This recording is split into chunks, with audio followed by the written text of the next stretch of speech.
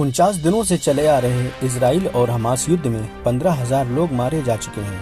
अब फ्राइडे को दोनों देशों ने युद्ध विराम प्रक्रिया को लागू भी कर दिया है। यह युद्ध विराम 4 दिनों तक चलेगा और अगर दोनों देश सीज फायर वॉर एग्रीमेंट के तहत इस प्रक्रिया को ईमानदारी से निभाएंगे तो सीज फायर युद्ध विराम को 4 दिनों से भी ज्यादा किया जा सकता है। यह प्रक्रिया 4 चरणों में पूरी की जाएगी। आपको बताते चलें, इस युद्ध विराम फैसले को अंजाम देने के लिए कतर, अमेरिका और मिस्र की अहम भूमिका रही है। इन देशों ने आपस में कम्युनिकेशन स्थापित करके सीज फायर प्रोसेस को लागू कराया है और इस फैसले से दोनों देश राजी भी हुए हैं।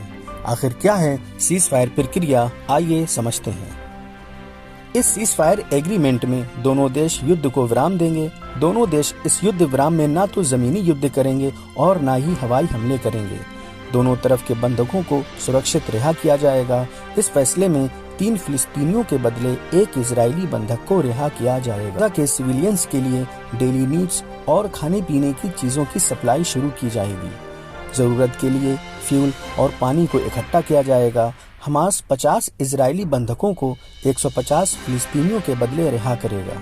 आपको बताते चलें, बंधकों की निगरानी के लिए दोहा के इलाके में ऑपरेशन सेंटर बनाया जाएगा। हमास इजरायली बंधकों को रेड क्रॉस इंटरनेशनल कमेटी को सौंपेगा और इसके बाद उन्हें इजरायली सिक्योरिटी फोर्सेस को सौंप दिया जाएगा और इसके बदले में इजराइल हमास बंधकों को इजराइल के कब्जे वाले कैंप में छोड़ेगा और फिर इसके बाद उन्हें वहां से स्वतंत्र आजाद कर दिया जाएगा।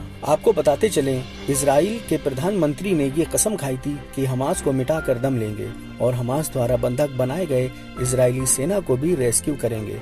ये वादा उन्होंने इजरायली परिवारों से किया था, लेकिन दिन बीतते गए और प्रधानमंत्री नेतन्याहू कुछ भी करने में असफल रहे और इस वजह से उन पीड़ित परिवारों का दबाव भी बढ़ता जा रहा था। यहाँ तक कि हजारों लोगों ने उनके दफ्तर के सामने अपने लोगों को रिहा करने की मांग भी की थी।